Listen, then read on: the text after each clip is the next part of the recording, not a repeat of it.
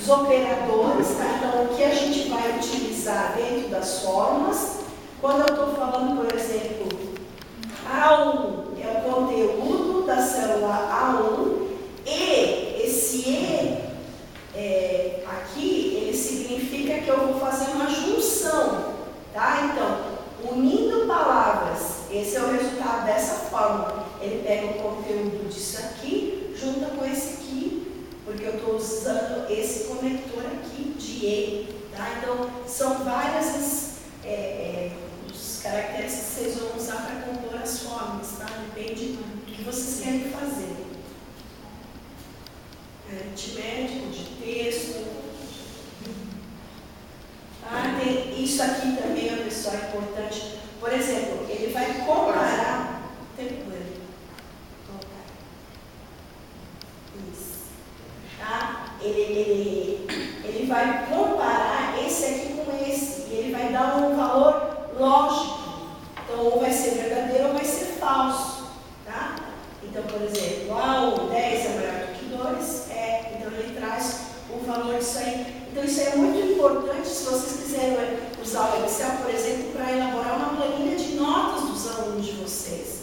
Então, vocês já querem publicar ali se ele foi aprovado ou não. O que o Excel vai fazer? Ele faz o somatório, ele faz a média, mas ele pode verificar se o aluno está aprovado ou não. E ele mesmo vai dizer para vocês. Vocês não precisam analisar, né, o dado. É claro que vocês vão fazer uma conferência, mas se mudar alguma coisa, ele altera, ele atualiza isso automaticamente. Então, é muito importante que vocês saibam criar fórmulas. Tá? Aqui, ó, valores de erro. Às vezes eu posso estar digitando alguma coisa e ele vai trazer para mim, né, eu digitei uma fórmula errada, ele traz algum erro. Então, por exemplo, ele indica qual é o tipo de erro.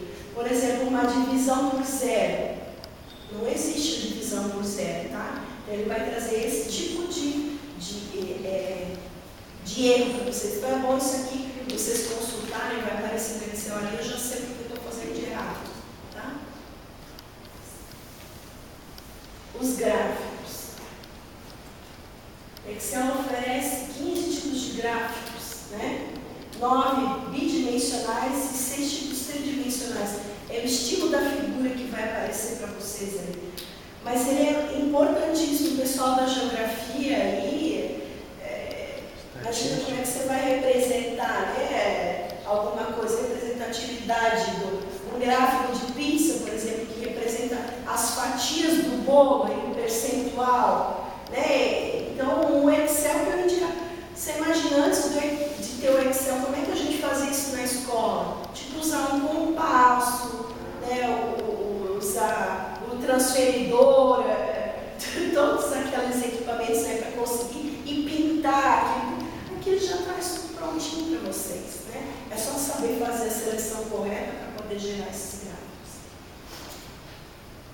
Então, vocês podem escolher o tipo, né? Então, por exemplo, aqui, ó, eu estou selecionando um número que, por exemplo, quantas pessoas trabalham em cada setor da empresa. Então, ele gera uma totalização disso e coloca em percentuais, né, para eu saber se a maioria dos meus funcionários estão em determinado setor. Né, as variações são imensas.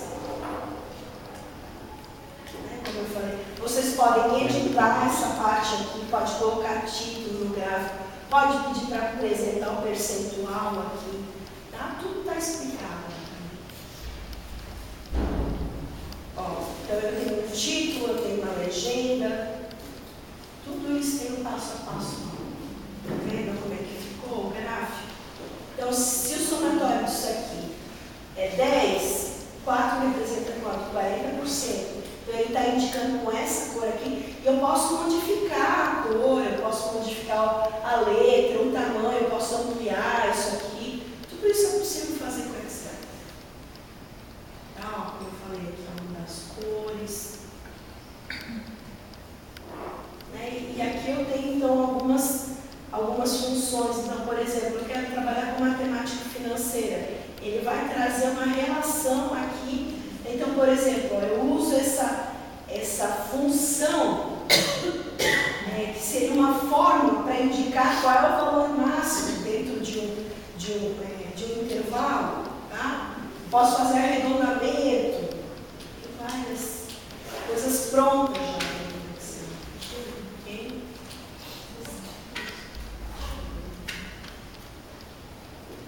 Então aqui eu coloquei para vocês. Aqui, ó, eu utilizo uma fórmula para fazer um teste lógico. Então, por exemplo, isso aqui que eu falei para vocês que o pessoal na computação aprende a programar, é fazer esse tipo aqui de programação. Então, por exemplo, vou fazer um teste. Por exemplo, se a célula A1 for maior que a A2, então mostra o resultado em vermelho. Eu posso indicar isso. Né? Eu uso esse aqui, ó. Eu uso esse conte aqui para contar uma determinada, por exemplo, eu quero saber nesse intervalo aqui quantas contabilidades tem. Então eu seleciono tudo isso aqui e o Excel mesmo vai contar e mostrar quantas aparece contabilidade para mim. Tá? Funções de estatística, como eu falei. As principais são essas: soma, média, o máximo e o mínimo. Então, por exemplo, se eu quiser copiar, eu quero que a mesma coisa se repita, por exemplo, eu vou somar, aqui eu estou fazendo uma subtração, vou fazer esse menos esse, eu quero que se repita para as outras. O que eu faço? Eu posiciono meu cursor e arrasto para baixo. Então, todos esses valores aqui, ele vai repetir o mesmo cálculo, mas com valores diferentes. Então, eu não preciso digitar isso aqui em cada uma das linhas. Basta que eu pegue e arraste, que ele vai puxar para os outros campos a mesma função. Eu posso também fixar valores. Ops.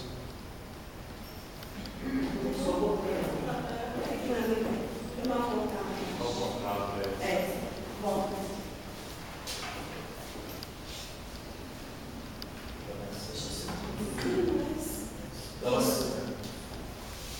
Eu acho que pode passar, né?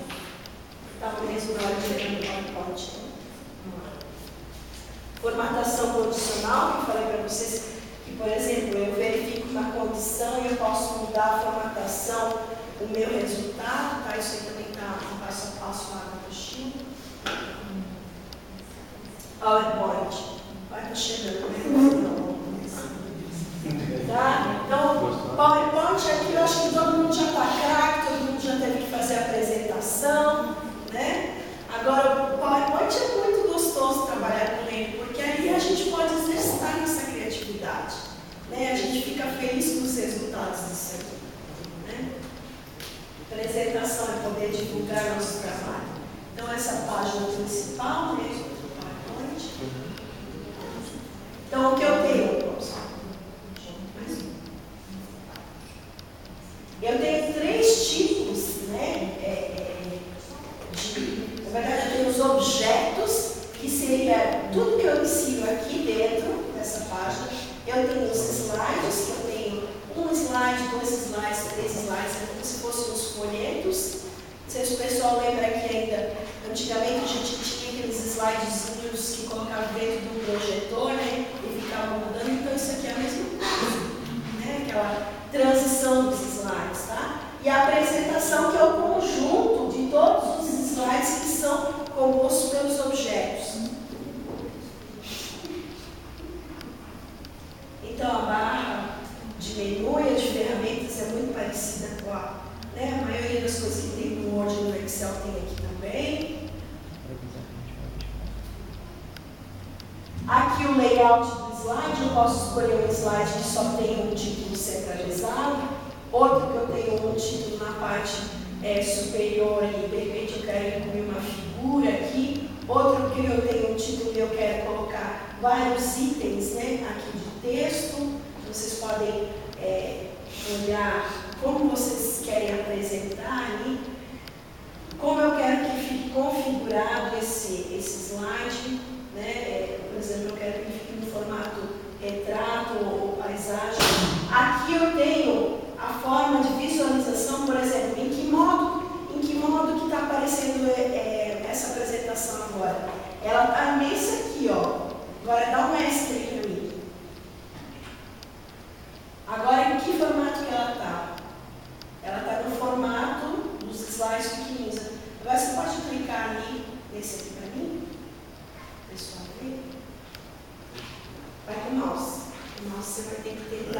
Tá meio contramão, mas olha aqui, ó. Tá vendo? Eu consigo visualizar tudo. Pode passar lá para a apresentação de novo. Tá? Então, é onde eu posicionar o cursor aqui vai mostrar para mim. Okay? Tá? O slide, mestre, vocês viram que aqui não está aparecendo muito, mas eu tenho um logo da UFOP aqui no canto.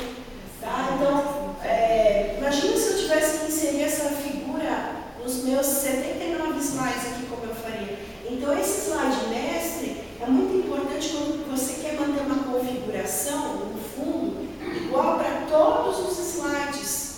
Tá? Então, esse slide mestre é um coringa nas apresentações, é muito bom saber usar o slide mestre. Okay? E lá também tem o passo a passo da apostila. Então, aqui tudo que eu consigo fazer nos slides, né? Por exemplo, eu quero inserir um texto. Eu vou na opção de inserir caixa de texto, alguma formatação. Eu quero aplicar um modelo, eu sigo esse roteiro aqui, eu escolho o design, porque já existem estilos já prontos. Esse, por exemplo, foi um que eu criei, mas eu tive que fazer inserção dessas informações aqui. Agora tem apresentações muito bonitas já prontas. Vocês vão lá e escolhem o design do slide, tá? E aqui eu também posso inserir várias imagens que já são prontas, que fazem parte do PowerPoint. Né? Então, por exemplo, eu tenho esse clip art gallery, tem muita coisa pronta lá. Eu tenho as autoformas, né? E figura do arquivo é quando você quer inserir, que nem eu fiz, né? Aqui que eu falei para vocês, eu salvei um arquivo, eu dei o nome para ele, eu tenho a opção de inserir a minha figura do meu arquivo também. Tá? E os efeitos visuais. Deixa eu mostrar uma coisinha para vocês na hora que vocês estão fazendo a apresentação. Se vocês não tiverem essa canetinha aqui, não é para mirar no olho de ninguém, tá? Mas eu quero destacar, por exemplo, essa parte aqui de cima. O que eu posso fazer na minha apresentação? Aqui, pessoal, eu tenho nessa parte aqui uma canetinha, tá? Por exemplo, eu quero que fique destacado o vermelho. Então, eu venho aqui, eu quero fazer isso aqui, ó, para chamar a atenção, tá? Então, eu posso fazer alguma anotação no meu slide na hora que eu estiver apresentando. Ah, vai ficar esse borrado aí? Na hora que eu terminar a apresentação, ele vai me perguntar, quer que eu mantenha a alteração? Mas se você quiser, vai ficar esse borrado aí, né? Agora, se alguém tiver uma destreza maior e quiser deixar essa anotação para uma próxima apresentação, pode deixar. Então, tem essa opção. Assim como eu tenho a opção, que de repente eu não tenho mouse, mas eu posso utilizar para passar para ó, eu posso voltar por aqui também. Se tiver algum problema com o meu teclado, né, posso usar isso na hora da apresentação. Aqui eu costumo sempre usar, né, o teclado ou o mouse, mas eu posso ir direto ali também, tá? Então, como prometi para vocês, antes das 10 horas, são as opções aqui. Queria agradecer muito. Para mim, eu digo que obrigado pelo carinho de vocês, porque eu sinto, né, como se fosse um carinho mesmo que vocês estão fazendo em mim, de ter vindo aqui, escutado, participado, tá? Então eu queria deixar esses momentos finais aí, se alguém mais tiver alguma dúvida ou quiser conversar comigo, né? Então fico à disposição aí. Desejo que vocês tenham bastante sucesso e outra coisa, vocês não esqueçam de me convidar para a formatura de vocês, tá? Tem professor que de repente vocês nunca vão conhecer, né? Posso dizer para isso, né? Não esperem que todos os professores venham aqui, porque não é uma obrigação que a gente tem, é uma obrigação moral, sim, de vir aqui. Mas às vezes, por uma atividade ou outra que o professor assume, não há condições de conhecer todo mundo, ou passar o tempo todo aqui, né? O pessoal da pedagogia vai ter aula comigo de novo no próximo período. É bem possível que eu passe aqui de novo para conversar com o pessoal, tá? Mas assim, geralmente a gente sabe, quando a gente é convidado para a formatura, é porque o aluno achou que foi importante o que a gente fez aqui. Então eu espero que essas turmas aqui me convidem para a formatura. Daí eu vou lembrar, poxa, o trabalho que eu fiz adiantou de alguma coisa, eles lembraram para mim, porque na hora da formatura a gente lembra foi especial para a gente, né? Eu queria saber mais informações de como que vai ser a prova. A prova? Eu passei já as orientações dos tutores, tá? Para organizarem, como são 2 laboratórios, são 2 turmas, mas foram preparadas 4 provas diferentes para poder viabilizar, se for necessário, dependendo da realidade do polo, da estrutura de laboratório que tem, em 4 dias diferentes. Então, não é que a pessoa vai ter que vir 4 vezes, ela vem um dia só. Tá? É uma prova de equipe de até 4 pessoas, vai ficar 2 pessoas sentadas em cada computador para poder, mas a entrega é uma entrega única.